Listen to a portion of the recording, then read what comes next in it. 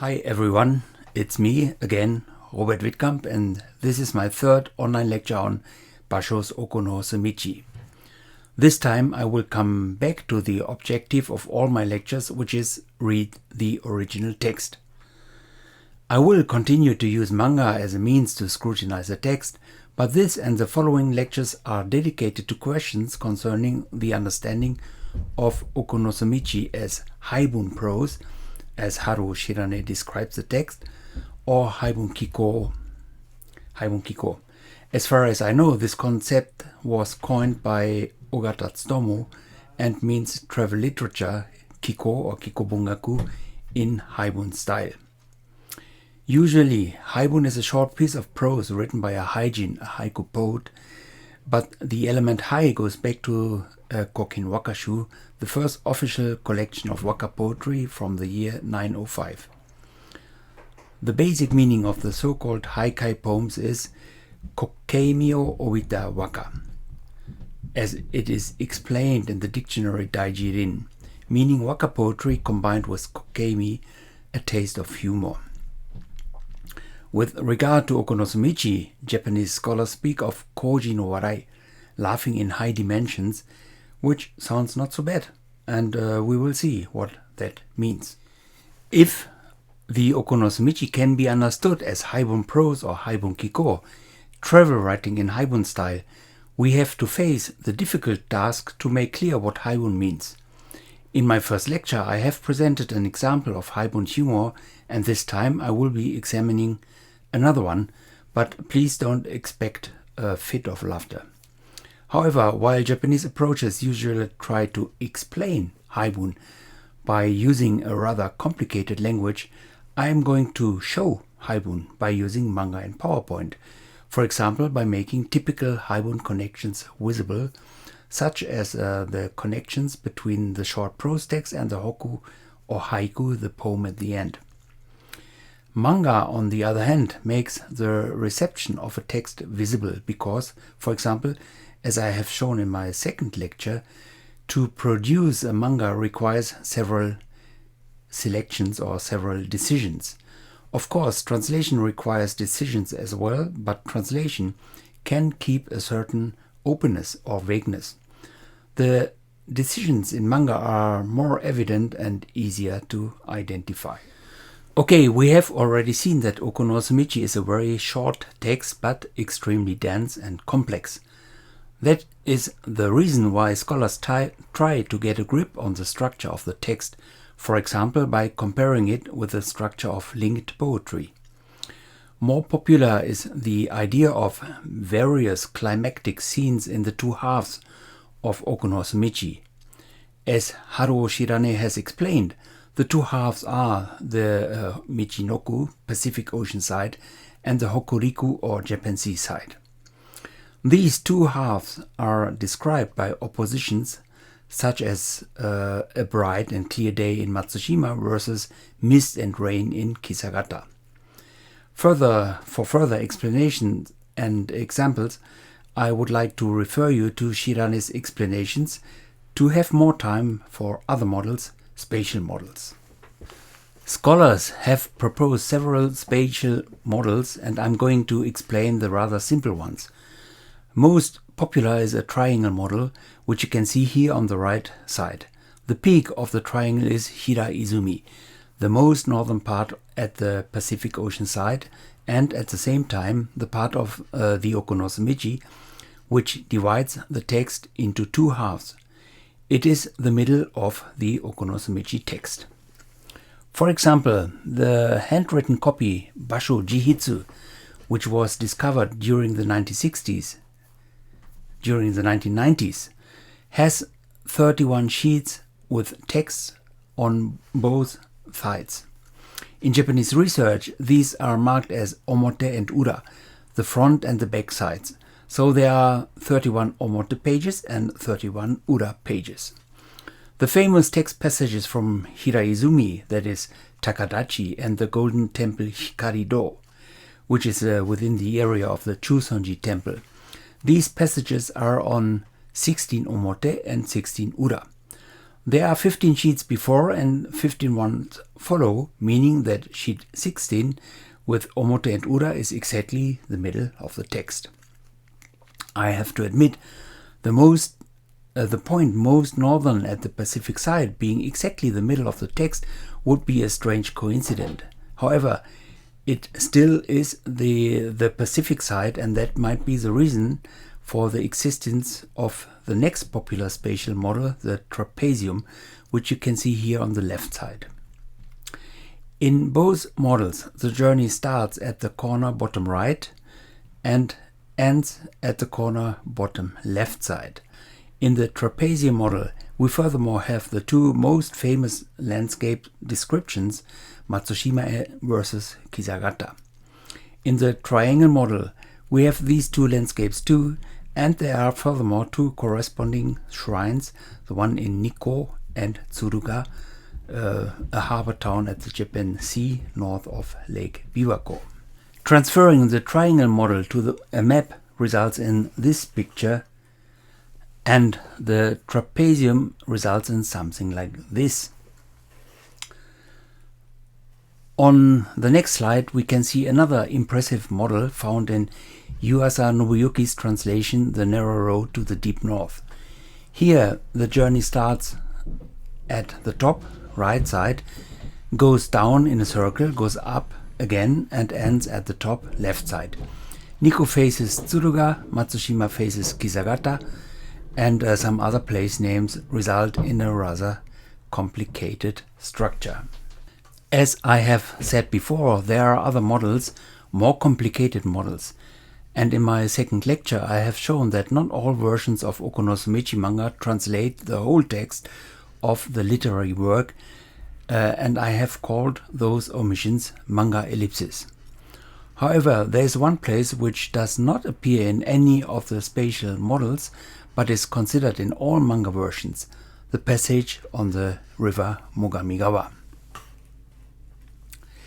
Of course, the motive for presenting Mogamigawa is that here manga is in its element, because speed is involved. Manga can depict speed very easily by using speed lines, blurring the background, using onomatopoeia, expressing fear on the faces of the characters, and presenting direct speech expressing fear as well. On this slide you can see some impressive examples showing the two travelers on the wild river Mogamigawa. Of course, we have to know that it is raining season when the river has to carry much more water. Without doubt, it was a dangerous boat trip. However, in my impression is that these manga interpretations are going a little bit too far, and they are overshooting the mark, and I have to explain the reasons. To do that, we have to take a very close look at the text. Well, this is a so-called original text without punctuation. The first step to make it more readable would be adding full stops and commas, resulting in something like this. Now we could start to read the text by identifying subjects and predicates. Before I'm going to do that, I will subdivide the text in the same way I did in my first lecture on reading the opening passage. As you know from that lecture, I'm using a model by Seymour Chatman who subdivides a story into 3 text types or discourses.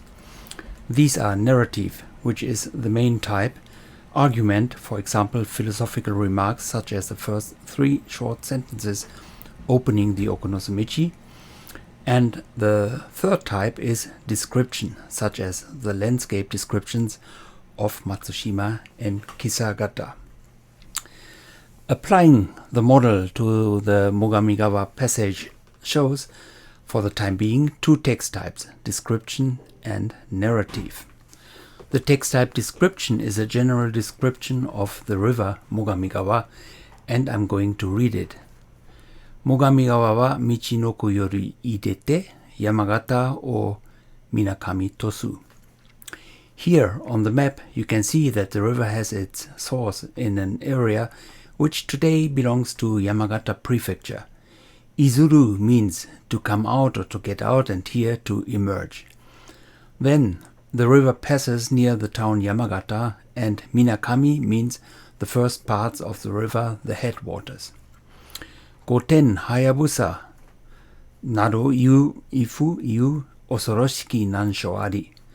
There are nansho ari, there are nansho, difficult places or fearsome hazards, in David Landis Barnhill's translation, called Goten and Hayabusa. Goten are the stones of the Go game. Hayabusa means a falcon. Ita Jikiyama no kita o nagarete hate wa sakata no umi ni iru. The river flows north of the mountain Itajikiyama, which is a so-called Utamakura from Waka poetry, a famous place name in Waka poetry. And at the end it flows into the ocean at the harbor city Sakata. Apart from the nansho, to which I will come back later, the verbs concerning the flow of the river Izuru, Minakami tosu, Nagaru, and Iru do not characterize the river as a particular fast river. The description consists of relatively short sentences, and the next part, the narrative, is written in short sentences as well. To put it in other words, there are no structural changes detectable, such as it has been the case in the opening passage. It is interesting how the author connects the two text types, because Sayu Yama Oho Hi, the mountains overhang left and right, Barnhill, the first part of the narrative, is both a neutral description of the river and a description of the actual situation within the time of the story. It is a skillful transition from one text type to another, comparable to the transition in the opening passage, the transition from argument to narrative. That means the transition from the philosophical remarks on the nexus of journey and the ephemeral nature of human to the narrator's memories, the part before he starts the preparations for the journey into the deep north. On this slide I have marked the verbs and adjectives expressing movement, speed and danger. Before I continue, I have to read and explain the sentences. First sentence. Sayu Yama Oho Hi. The mountains on the left and right come close to the river. Oho Fu here means overhang. We know that if a certain amount of water has to flow through a narrow canal, the obstruction dams up the water and the water has to flow faster. This expression seems to be the introduction of speed and danger. Shigemi no naka can be translated as in the middle of a jungle, and both parts together create a dramatical scenery.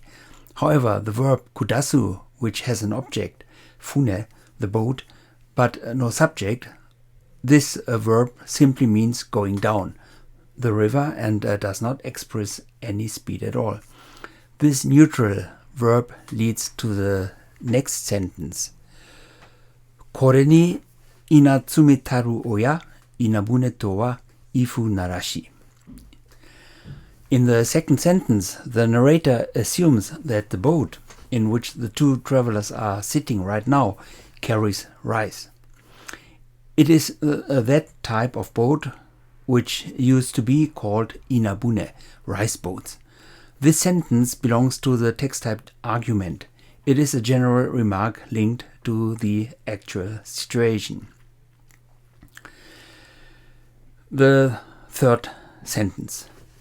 Shiraito no taki wa aoba no hima hima ni ochite sennindo kishi ni nozomite tatsu. The same can be said about this sentence, which actually is another description, but a description connected to the current situation, like Sayu Yama Ohohi at the beginning of the narrative. The narrator describes a waterfall which is called Shiraito no Taki, White Thread Falls, and which is visible here and there, hima hima ni, within the green leaves, aoba. This is, by the way, an example of the opposition of green and white, which is typical of the Michinoku part. In the next part, the Hokuriku part, summer changes to spring, to autumn, and the dominant color is red. In the second part of the sentence, the narrator describes a sennindo, a kind of shrine or temple for the immortals, which stands facing the riverbank in Barnhill's translation. Presumably, this is another connection to Minamoto no Yoshitsune, who was forced to kill himself in Hiraizumi, the historical site the two travelers had visited before. The last sentence, Mizu minagite fune ayaushi. The last sentence again is dedicated to the river and again a description of the actual situation.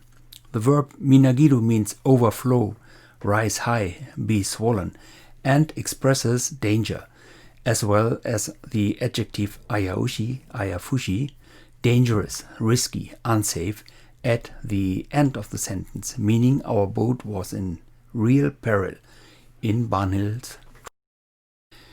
Next, I have to approach the hoku or haiku at the end of the text. Samidare o atsumete hayashi, Mogamigawa. Samidare o atsumete, gathering or collecting the samidare, the river, the rainwater during the raining season.